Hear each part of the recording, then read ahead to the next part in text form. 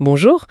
Aujourd'hui, on va se pencher sur un concept qui est de plus en plus présent, partout en fait, la neurodiversité. C'est un mot qu'on entend beaucoup, qu'on lit, mais bon, qu'est-ce que ça veut dire vraiment? Est-ce que c'est juste une autre façon de parler de l'autisme ou c'est plus large? Pour y voir plus clair, on va s'appuyer aujourd'hui sur des extraits d'un guide, Comprendre la neurodiversité, un guide simple. Notre but, c'est de décortiquer ça, de comprendre ce que ça implique. Alors, allons-y, explorons ça. Oui, c'est une très bonne idée de creuser ce sujet. Parce que neurodiversité, c'est vrai, on l'entend partout, mais parfois il est utilisé un peu de manière un peu floue, quoi. Donc l'idée, c'est vraiment d'apporter de la clarté simplement comme le propose le guide. Parfait. Alors, commençons par la base.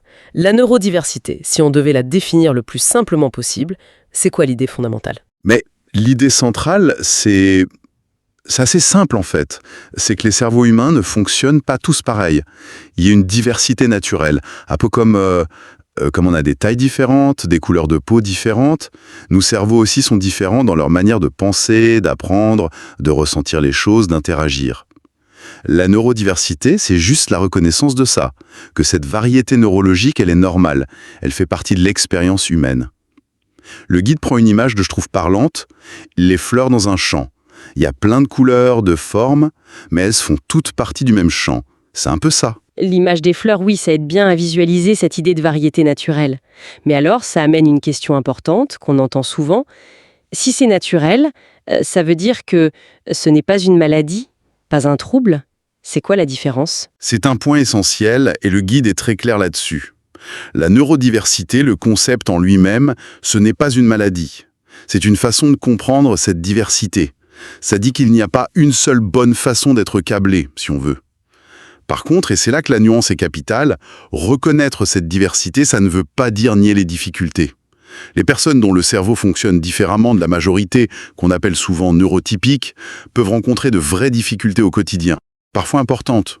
Et le guide souligne bien que ces difficultés viennent souvent de l'interaction entre la personne et un environnement, l'école, le travail, la société, qui n'est pas fait pour elle, qui n'est pas adapté à son fonctionnement. Ah, d'accord. Donc, si je suis bien, le problème, il n'est pas forcément dans la personne elle-même, mais plutôt dans le décalage entre comment elle fonctionne et ce que l'environnement attend ou propose. C'est une grande partie de ce que propose la perspective de la neurodiversité, oui. Au lieu de chercher le défaut chez l'individu, on regarde aussi comment l'environnement peut être limitant, voire handicapant. Mais il y a autre chose d'important. La neurodiversité, ça met aussi en lumière les forces, les talents, les perspectives uniques qui peuvent aller avec ces différences. On sort d'une vision uniquement basée sur le manque, le déficit. Ce qui est fascinant ici, c'est ce double regard. On reconnaît les défis sans les minimiser, mais on regarde aussi les potentiels, les atouts. C'est pas l'un ou l'autre, c'est les deux en même temps. Le guide insiste beaucoup là-dessus. Oui, ça donne une vision beaucoup plus complète, effectivement.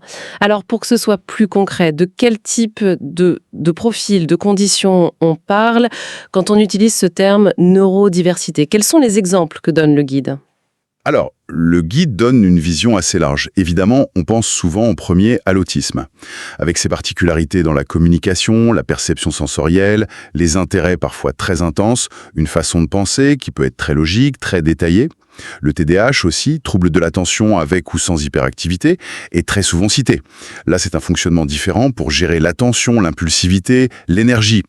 Oui, l'autisme, le TDAH, on en entend souvent parler, mais vous disiez que le spectre était plus large. Quelles autres variations sont incluses? Oui, tout à fait. Le guide parle aussi de ce qu'on appelle parfois les troubles 10. Par exemple, la dyslexie qui concerne surtout la lecture, l'écriture, l'automatisation de tout ça. La dyscalculie pour les difficultés avec les chiffres, le calcul, le sens du nombre. Et la dyspraxie, on dit aussi trouble développemental de la coordination, ou TDC, qui touche plutôt l'organisation des gestes, la coordination. La perspective de la neurodiversité, c'est de voir ça moins comme des problèmes isolés que comme d'autres manières de traiter l'info, d'interagir avec le monde. C'est intéressant de les voir regroupés comme ça sous cette même idée de fonctionnement différent. Est-ce qu'il y a encore d'autres exemples? Oui, le guide mentionne aussi le syndrome de Gilles de la Tourette, avec les tics, moteurs ou vocaux. Et puis, de façon plus générale, on peut inclure différents troubles spécifiques des apprentissages. Et un point que je trouve particulièrement intéressant dans le guide, c'est qu'il parle aussi des neurodivergences acquises. Acquises, c'est-à-dire? C'est-à-dire qu'elles ne sont pas là depuis la naissance. elles peuvent apparaître après un événement de vie, un traumatisme crânien, un AVC, certaines maladies neurologiques, ou même des traumatismes psychologiques très forts qui modifient durablement le fonctionnement du cerveau. Ça élargit encore pas mal le champ des personnes concernées. Ah oui, cette idée de neurodivergence acquise, c'est assez frappant. Ça montre que le fonctionnement du cerveau n'est pas forcément quelque chose de fixé une fois pour toutes. On comprend mieux pourquoi on parle de parapluie pour la neurodiversité. Ça couvre vraiment plein de réalités différentes. Voilà qui devient vraiment intéressant. Ça montre bien que c'est pas juste une ou deux conditions rares, mais une vraie part de la diversité humaine. Exactement. C'est un terme qui se veut inclusif, c'est volontaire. Il cherche à réunir ces expériences différentes sous cette idée commune. Ce sont des variations neurologiques, pas juste des maladies séparées à corriger. L'image du parapluie est bonne. Elle donne un cadre commun pour penser ces différences. Tout en faisant attention, bien sûr, le guide le dit aussi, à ne pas effacer ce qui est unique à chaque condition, à chaque personne. Mais le concept est puissant pour faire bouger les mentalités. Justement, parlons-en de ce changement de mentalité. Pourquoi c'est important d'utiliser ce terme, d'adopter cette vision de la neurodiversité? Qu'est-ce que ça change concrètement par rapport à avant, où on parlait surtout de troubles, de déficits? C'est quoi la vraie valeur ajoutée? La valeur ajoutée, elle est énorme. Elle est dans le changement de regard. Historiquement, c'est vrai, l'approche médicale, sociale a souvent été centrée sur la pathologie. Les mots utilisés, troubles, déficit, handicap. Ils insistent sur ce qui manque, sur ce qui ne va pas par rapport à une norme.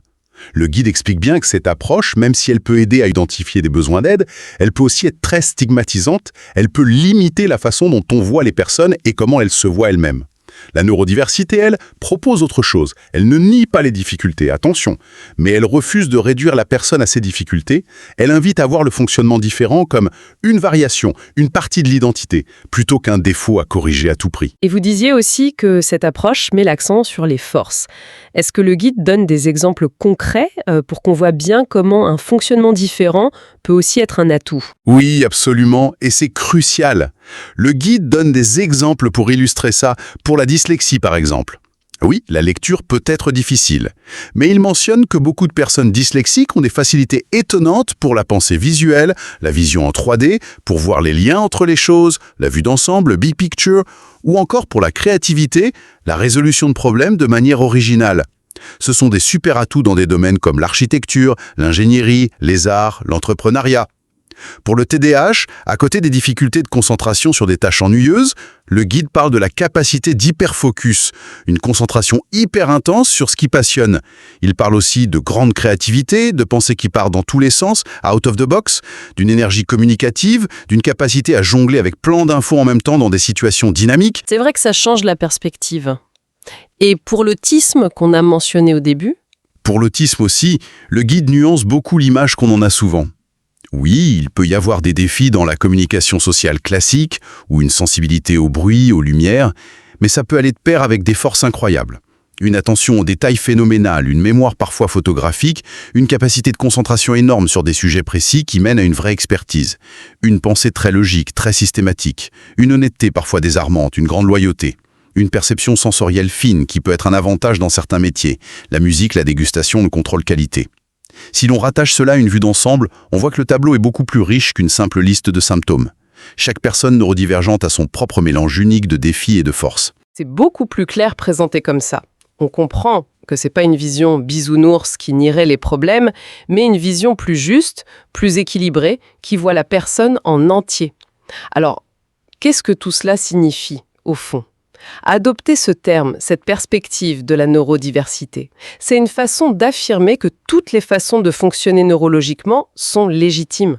Un message qui dirait « ton cerveau fonctionne différemment, ok, mais cette différence fait partie de la richesse humaine. Elle a sa place, elle a de la valeur. » C'est un peu ça l'idée ? C'est exactement ça. C'est une démarche pour dépathologiser la différence, la remettre dans le cadre de la diversité naturelle. Et ça a des conséquences profondes. Comme le souligne le guide, si on accepte ça, alors le focus change. Au lieu de se demander seulement comment on répare ou on compense les manques, on se pose d'autres questions. Des questions comme comment on adapte nos environnements, écoles, bureaux, espaces publics, pour qu'ils soient plus accueillants pour tout le monde. Comment on reconnaît et on valorise les talents particuliers liés à ces différences. Comment on change nos propres regards, nos préjugés. Ça remet en question l'idée même de ce qui est normal. Cette remise en question de la normalité, c'est vraiment un point central. Ça suggère que la société a une part de responsabilité dans la façon dont la neurodivergence est vécue. Est-ce que le guide parle des implications pratiques de tout ça, par exemple à l'école ou au travail? Oui, même si ce guide est présenté comme simple, il ouvre des pistes. À l'école, par exemple, ça peut vouloir dire des pédagogies plus flexibles, qui proposent différentes façons d'apprendre, différentes façons d'évaluer, qui valorisent plusieurs types d'intelligence, pas juste la logique ou la mémoire verbale. Au travail, ça peut être repenser l'aménagement des bureaux, moins de bruit, des lumières différentes, plus de flexibilité dans les horaires, changer les modes de communication, revoir les entretiens d'embauche qui peuvent être difficiles pour certains profils, pourtant très compétents pour le poste. Et surtout, créer une culture d'entreprise où on voit la différence non pas comme un problème à gérer, mais comme un atout pour l'innovation, pour la performance collective. L'idée, c'est de passer de l'intégration, où on demande à la personne différente de s'adapter, à l'inclusion, où c'est l'environnement qui devient flexible pour accueillir tout le monde. Passer de l'intégration à l'inclusion, oui, c'est une différence clé. Ça demande un changement de culture assez profond en fait. On voit bien que ce concept de neurodiversité, ça va bien au-delà d'une simple définition. Alors, si on devait résumer les points clés de notre exploration d'aujourd'hui, guidée par notre source, la neurodiversité, c'est cette idée fondamentale que la variété dans le fonctionnement du cerveau humain, c'est naturel, c'est une forme de diversité, comme les autres. Exactement, une diversité, pas un défaut à la base. Ce terme parapluie, il recouvre plein de profils neurologiques différents, autisme, TDAH, l'EDIS, Tourette, et même ces neurodivergences acquises dont on a parlé. C'est ça, la liste n'est pas fermée et le concept continue d'évoluer. Et le point peut-être le plus important, c'est que comprendre et utiliser ce terme, ça nous invite à changer notre regard. On arrête de voir seulement les difficultés et on commence à voir l'ensemble. Les défis, oui, mais aussi les forces, les talents, les perspectives uniques qui vont avec ces fonctionnements différents. C'est une excellente synthèse. Et peut-être, pour finir et laisser matière à réflexion, une idée qui découle de tout ça et que le guide suggère implicitement, si on commence vraiment à voir la diversité neurologique non plus comme des exceptions, mais comme une partie intégrante de l'humain, ça nous pousse à nous poser une question essentielle. Cela soulève une question importante. À quel point nos systèmes actuels, l'école, le travail, la vie sociale, même nos relations les uns avec les autres, sont-ils construits sur une norme cachée, celle du fonctionnement dit neurotypique ? Et comment on pourrait activement les repenser, les réimaginer, pour qu'ils soient, dès le départ, plus flexibles, plus adaptables, plus accessibles à tous, quel que soit le type de cerveau. Le défi, c'est pas juste d'aider les personnes neurodivergentes à rentrer dans le moule, c'est de construire ensemble un monde où chaque façon de fonctionner a non seulement sa place, mais peut vraiment s'épanouir et apporter sa contribution. C'est ambitieux, c'est sûr, mais c'est un horizon qui pourrait rendre notre société tellement plus riche et plus juste pour tout le monde.